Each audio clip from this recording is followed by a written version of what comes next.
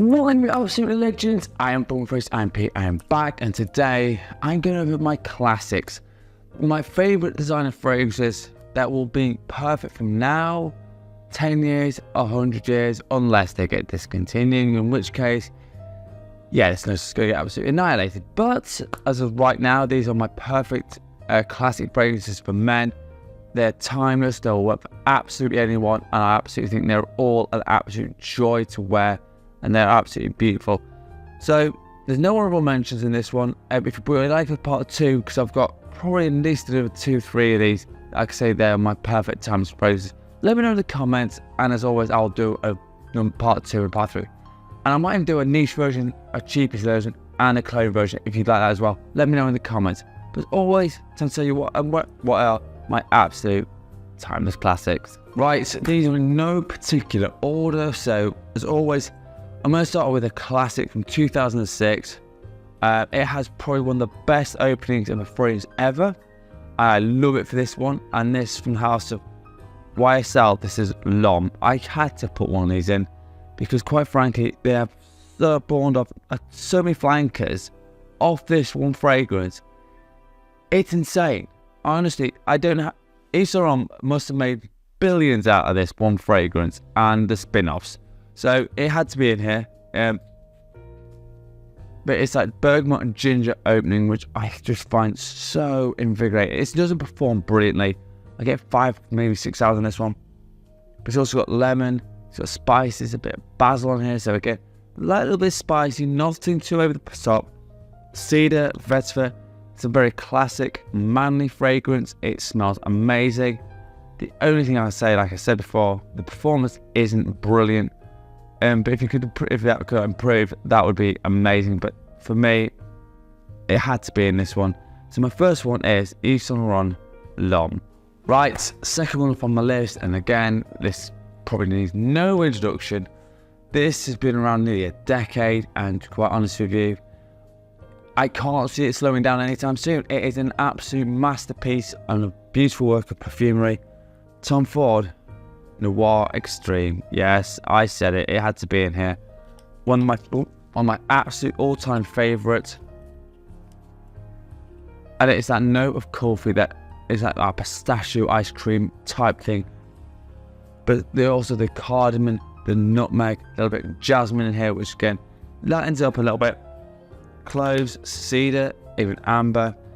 I've got through half a bottle of this. Luckily, I have a backup of this because, quite frankly, if I ever ran out of this, I would cry. And I'm not going to deny that. But this is an absolute stunning, going out fall winter fragrance. I mean, you can wear it in the spring and summer. Dial it back a little bit if you want. An amazing little note, lazy little number. And I quite honestly, anyone wants to argue me, the sales of this flipping fragrance is absolutely insane. So there you go, it had to be in here. So my second one is Tom Ford Noir Extreme. Right, third one on this, and this is where I start hitting curveballs because, quite frankly, this one hit me out of nowhere. This came out in 2013, and it's from the house of Cartier. This is Acqua di Gio Noir. Now, I would probably say the original one is a fantastic one as well, but I just think this is better. It's a little bit more richer. It's very much more complex, and I just think it's an amazing scent, and I think most people can pull this off, and for me it is an absolute timeless classic. So neroli, cardamom, so again you're going off that freshness with a touch of spice in there. It's a killer combination. I can't help it, it just works so well. Carrots, and then iris, black pepper as well. This one, it just hits every single note that I want to smell.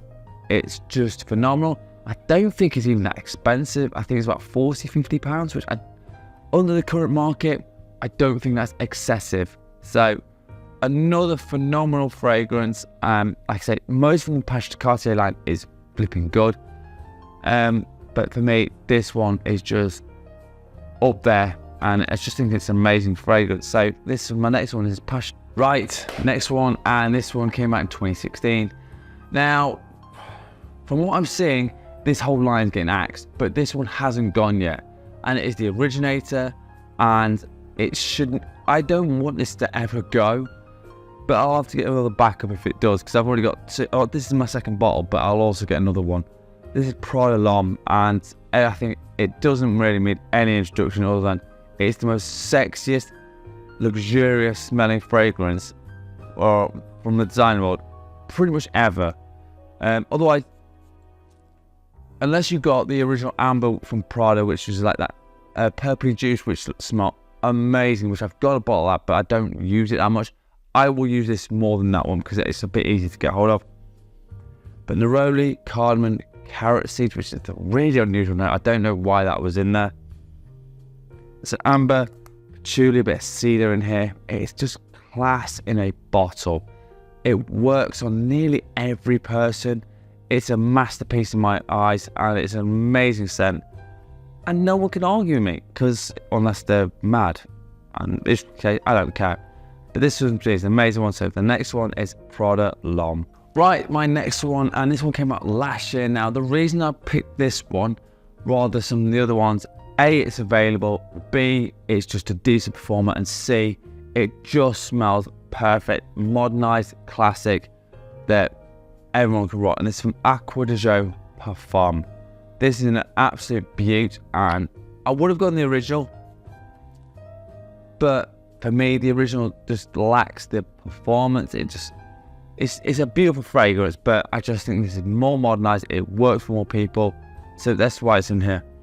Bergamot, rosemary, sage. So you've got that herbalness in this. It smells fantastic, even like a little touch of mineralic notes in there.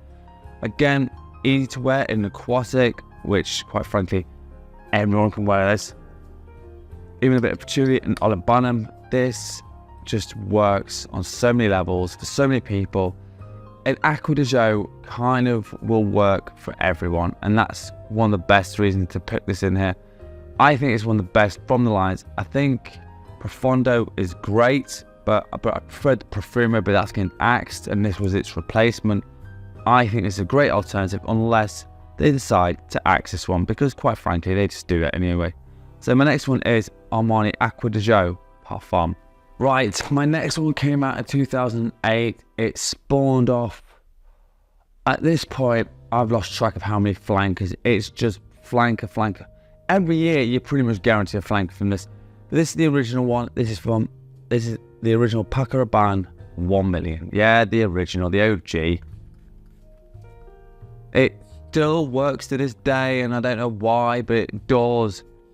It's the fact that it's got like the leather, the rose in here, mint, it's got grapefruit, it's kind of got everything. It's like a party in a bottle, which makes it smell absolutely fantastic. Performs really well. It's a club favorite because you smell great when it warms up. It just works fantastically well. Leather, wood, so an amazing fragrance. It had to be in here. I could have put one of the flankers in here. I would have liked to put Privé in here, but that's been discontinued, so I didn't want to put that in there. I would have put Lucky in here as well, because that was a really great flanker, and again, been discontinued. So I went with the OG. It's still going hard. It's still doing well, so I can't argue with the sales. If it's still going after 16 years, it's clearly doing something right. So it's a classic for my reason. This is 1 million by Paco Rabanne. Right, my next one is another curveball, because quite frankly I can. And this one came out in 2006, and this has been known nearly 20 years, and it's still pumping out bottles. Yeah, this is from the house of Burberry, and this is London, and it's just one of the best fragrances for autumn and winter ever. Period, hands down, I don't care. It is just like a warm, cozy cuddle from a nice warm jumper. That's kind of what this is for me. Lavender, cinnamon, leather in here, tobacco, a bit of Gaia wood. It's so good. It's just dirt cheap. I think when I last checked, it was about £35. It's still ridiculously cheap. For what you're getting from this fragrance is absolutely outrageous. An amazing scent, and it's been loved for a long time for a good reason. It's just what you want when it's a cold, miserable day. You want to wear something amazing. This is what you'd wear. cheap, sexy, versatile, and wear it when it's cold.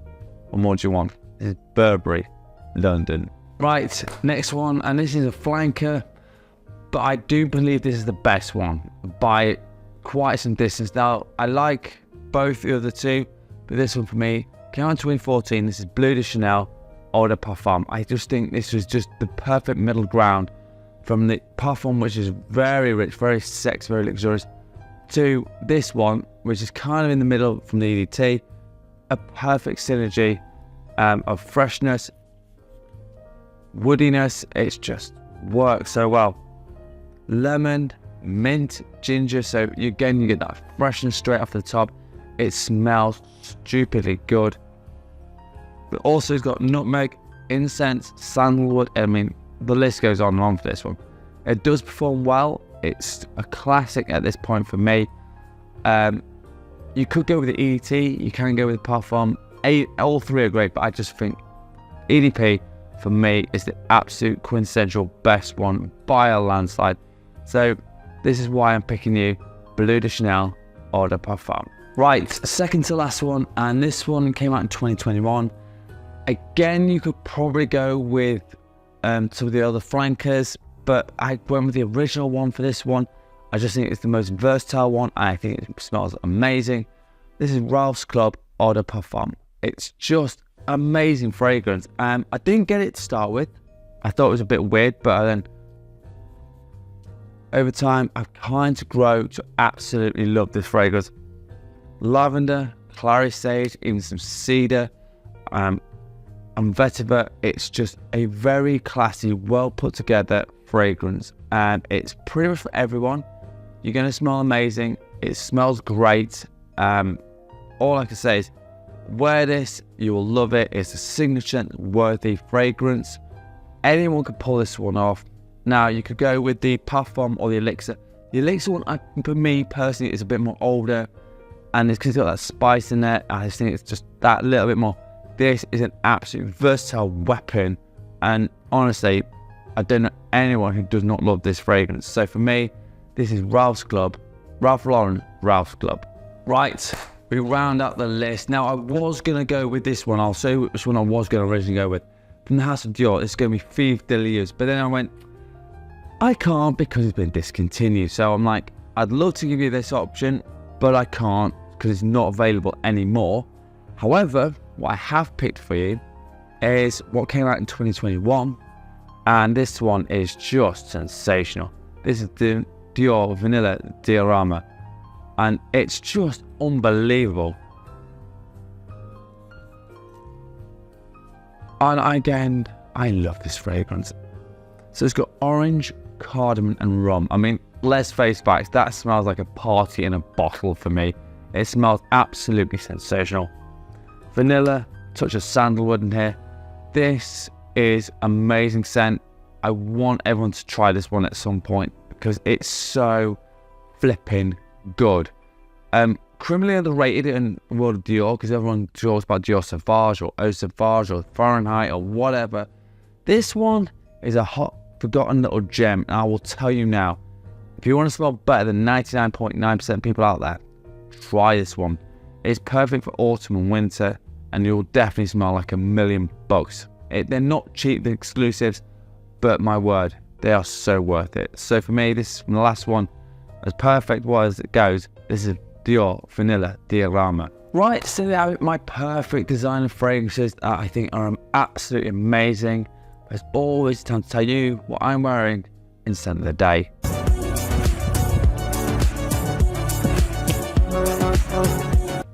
Right, my scent of the day, and it's from a Spanish house that I don't know a lot about, but it's a great one. This one has some low. This is 7 Cobalt. This came out in 2021,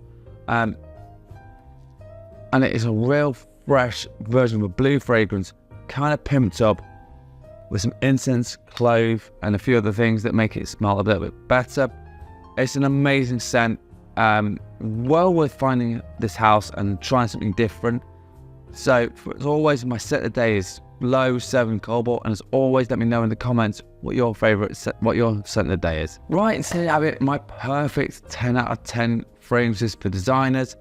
If you'd like a part 2, let me know in the comments. And if you'd like me to do a niche version, a clone version, or a cheapies version, again, let me know in the comments. As always, if you want a top 10 list, a fragrance review, or a question, hit me up in the comments. As always, I'm happy to do any video you like. A guy asked me to do an anything video recently, so I've done them that. So again, I do not mind as long as I've got the fragrances.